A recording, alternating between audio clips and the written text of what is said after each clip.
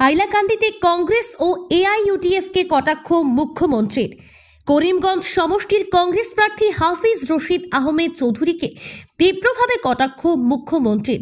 করিমগঞ্জ সমষ্টির কংগ্রেস এবং এআইইউডিএফ প্রার্থীর নাম তিনি কখনো শোনেননি বলে কটাক্ষ করে মুখ্যমন্ত্রী বলেন, হাফিজ রশিদ আহমেদ চৌধুরী সর্বদা গুয়াহাটিতে থাকেন এবং আজ পর্যন্ত তিনি 6বার নির্বাচনে প্রতিদ্বন্দ্বিতা করেছেন। এই 6বার যে ফলাফল হয়েছে, এবারও এর থেকে 10,000 ভোট অধিক লাভ করবেন। আজ হাইলাকান্দিতে দলীয় কার্যকর্তা সম্মেলনে যোগদান করার পর সংবাদ মাধ্যমের সামনে এই মন্তব্য করেন মুখ্যমন্ত্রী। এদিকে ভূপেন বরাকে কটাক্ষ করে মুখ্যমন্ত্রী বলেন, ভূপেন বরার হেলিকপ্টার দিল্লি থেকে এসেছে, কিন্তু তিনি জনগণ থেকে চাঁদা খুঁজবেন। তিনি হেলিকপ্টার চড়ার টাকা নেই বলে প্রচার করবেন জনগণের কাছে। মুখ্যমন্ত্রী বলেন, ভূপেন বরা কংগ্রেসে থাকবেন না। উল্লেখ্য, আজ সকাল থেকে পুরো দিনের কার্যসূচি নিয়ে বরাকে উপস্থিত হয়েছিলেন মুখ্যমন্ত্রী ডক্টর হিমন্ত বিশ্ব শর্মা। শিলচর ও করিমগঞ্জে দলীয় প্রার্থীর সঙ্গে মনোনয়নপত্র জমা দেওয়ার পর হাইলাকান্দিতে উপস্থিত হয়েছিলেন মুখ্যমন্ত্রী। হাইলাকান্দি প্রতিনিধি রিপোর্ট, নিউজ অবিকল।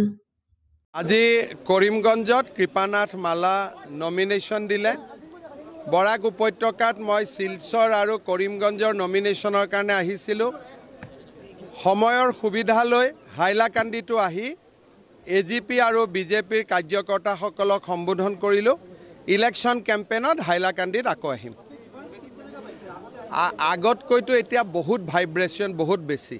আগত মই যেতিয়া আহিছিলোঁ তাতকৈ এতিয়া ভাইব্ৰেশ্যন বহুত বেছি। এনেই মইতো 1 লাখ ভাবিছোঁ, কিন্তু সব কাৰ্যকৰ্তা কৈ আছে 1.5 লাখ। এতিয়া কি আছে দেখা। আজি ইয়াতে গধূলি আমাৰ বেলেগ বেলেগ ডিছকাশ্যন আছে। মই ৰাতি শিলচৰতে থাকিম।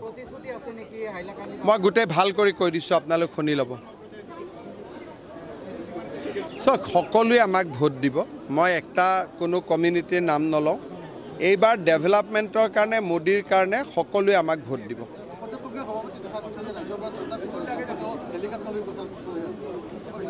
নাই, এইটোতো হেলিকপ্টাৰ দিল্লীৰ পৰা আহিছে কাৰণে ফুৰিছে আৰু আকৌ ফুৰি আছে। তেওঁ চান্দাও লাগিব, হেলিকপ্টাৰো লাগিব, আকৌ পইচা নাই বুলিও এডভাৰটাইজ দিব। কাৰণ তেওঁ আল্টিমেটলি তেওঁ কংগ্ৰেছতো নাথাকে। কৰিমগঞ্জত মইতো 2টা কেণ্ডিডেটৰে নাম শুনা নাই। হাফিজ চৌধুৰীটো গুৱাহাটীতে থাকে আৰু বাকী কেণ্ডিডেটৰতো মই নাম শুনা নাই। গতিকে আপোনালোকে জানিব কাৰ লগত কণ্টেষ্ট হ'ব। হাফিজ চৌধুৰীটো প্ৰত্যেকবাৰে ইলেকশ্যন খেলে, প্ৰত্যেকবাৰে জিকে। কিমানবাৰ ইলেকশ্যন খেলিছে এতিয়ালৈকে? তেওঁ কিমান ইলেকশ্যন খেলিছে? তো 6বাৰ যদি 6বাৰ কিমান লাখ ভোটত জিকিছে? তো 6বাৰ যিমান ভোটত জিকিছে, এইবাৰ তাতকৈ 10,000 বেছি ভোটত জিকিব। হ'ব। চাওক, ইউডিএফৰ MLA ইউডিএফৰ কাৰণে কৰক, বিজেপিৰ কাৰ্যকৰ্তা বিজেপিৰ কাৰণে কৰক, কংগ্ৰেছৰ মানুহ কংগ্ৰেছৰ কাৰণে কৰক। যোন পাৰ্টিত যি আছে তাৰ কাৰণে কৰক। আল্টিমেটলি ভোটটোতো পাব্লিকে দিব।